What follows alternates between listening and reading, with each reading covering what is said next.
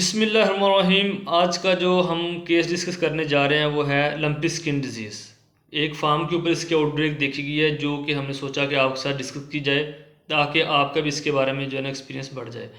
तो lumpy skin disease है, सबसे पहले हमें पता होना चाहिए कि लंपी स्किन डिजीज़ है क्या चीज़। ये एक वायरस की वजह से फैलने वाली बीमारी है जो कि एक जानवर से दूसरे जानवर में फैलती है बहुत तेज़ी की शरह से। तो इसका जो है वो सोर्स क्या है, वेक्टर क्या है, वो होता है इंसेक्ट। इंसेक्ट होता है ये चिचड़। ये चिचड़ों की वजह से या इंसेक्ट की बाइट की वजह से उनके सलाइवा के अंदर जाता है और वहाँ से वो जब दूसरे जानवरों को बाइट करते हैं तो ये बीमारी दूसरे जानवरों के अंदर भी आ जाती है। और तीसरा इसका क्या होता है कि जब जिस जानवर को ये बीमारी आ चुकी होती है उसका जो कंटेमिनेटेड जो सलाइवा से कंटेमिनेटेड वाटर जो होता है वो दूसरे जानवर यूज़ करते हैं तो इससे बीमारी उनके अंदर भी आ जाती है। तो इस बीमारी की अलामत क्या हैं उसका हमें पता होना चाहिए। इस बीमारी में सबसे पहले जानवरों को बुखार होता है। बुखार होने के बाद जानवरों के नेज़ल से सिक्रीशन आना शुरू होती है, नाक से पानी आना शुरू हो जाता है, उसके मुंह से पानी आना शुरू हो जाता है, उसकी आंखों से पानी आना शुरू हो जाता है। और इसके बाद उसके जो है वो मुंह के अंदर ज़ख्म हो जाते हैं, उसके रेस्पिरेटरी ट्रैक सांस की जो नाली है उसके ऊपर वाले हिस्से में ज़ख्म हो जाते हैं जिससे जानवरों को सांस लेने में भी दुश्वारी होती है और जानवर की खुराक वो जो है वो कम हो जाती है।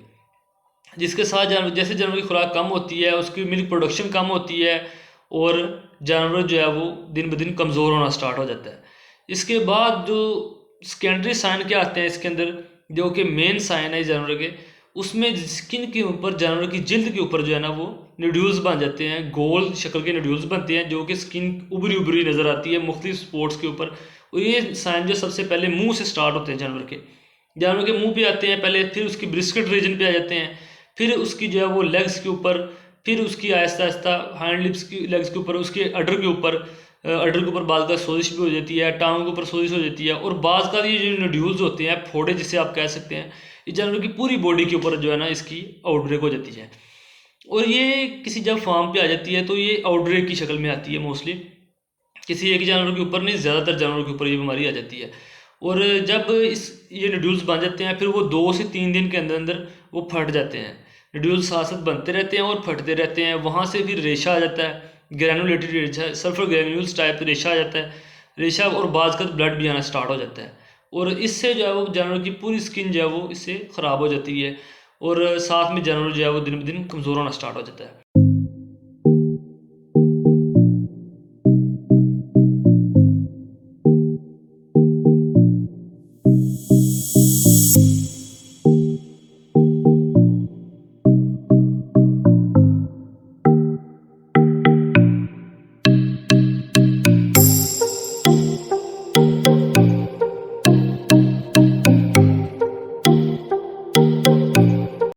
ये तो होगी इसकी अलामत।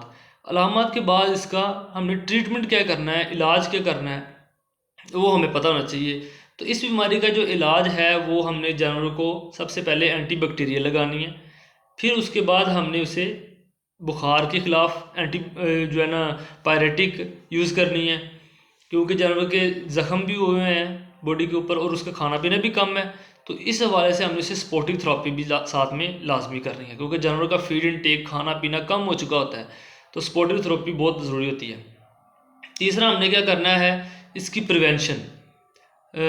प्रिवेंशन में आपने क्या करना है कि जानवरों के ऊपर भी आपने जो है ना वो एंटी इंसेक्टिसाइड जो है वो स्प्रे करनी है और अपने इर्द गिर्द के एरिया में भी इंसेक्टिसाइड की स्प्रे लाजमी करनी है। और दूसरा आपने क्या करना है, उस जो जानवर बीमार हो चुके हैं आपके, उनका खाना पीना हर चीज़ अलग कर देना है। उन्हें 15 दिन तक आपने क्वारंटाइन करंतना में ले जाना है, यानी कि उन जानवरों को दूसरे जानवरों बीमार जानवरों को तंदुरुस्त जानवरों से अलग कर देना है ताकि ये बीमारी आपके दूसरे जानवरों के अंदर मुंतकिल ना हो। उसके बाद हमने जानवरों को स्पोर्टिव थेरेपी उसकी जारी रखनी है और अपने एरिए को जो है वो इस बीमारी से पाक करना है, क्योंकि ये एक वायरल डिजीज़ है इसलिए इसका कोई प्रॉपर ट्रीटमेंट नहीं है। हम इसकी प्रिवेंशन ही कर सकते हैं। हाँ, वैक्सीन इसकी दूसरे कंट्रीज़ के अंदर यूज़ होती हैं लेकिन जो अभी पाकिस्तान के अंदर अवेलेबल नहीं है। तो ये एक जो है ना इसका प्रॉपर हल है कि आप प्रिवेंशन करें ताकि जानवर आपके दूसरे जानवर जो है इस बीमारी से महफूज रहें। और इसका जो एक आप और कर सकते हैं कि जो जानवर आपके जिन्हें माजी के अंदर अगर ये बीमारी हुई है लंपी स्किन डिजीज़ की, तो आप उन जानवरों का ब्लड लेके उसके अंदर से सीरम अलहदा करें और उसको अपने जानवरों के अंदर जिससे ये मसला हो जाए उसके अंदर जो है इंट्रामस्कुलर कर देना, ताकि उसको एंटीबॉडीज़ जो है ना वो अवेलेबल हों और वो बीमारी से जल्द अज जल्द रिकवर हो। और इस बीमारी का चूँकि ड्यूरेशन जो है वो 4 से लेकर 14 दिन तक होता है, तो इन 4 से 14 दिन के दरमियान हमने अपने जानवरों को स्टेबल रखना है, ताकि ये बीमारी आहिस्ता आहिस्ता उसकी बॉडी से ख़त्म हो जाए और आपका जानवर जो है वो बच सके।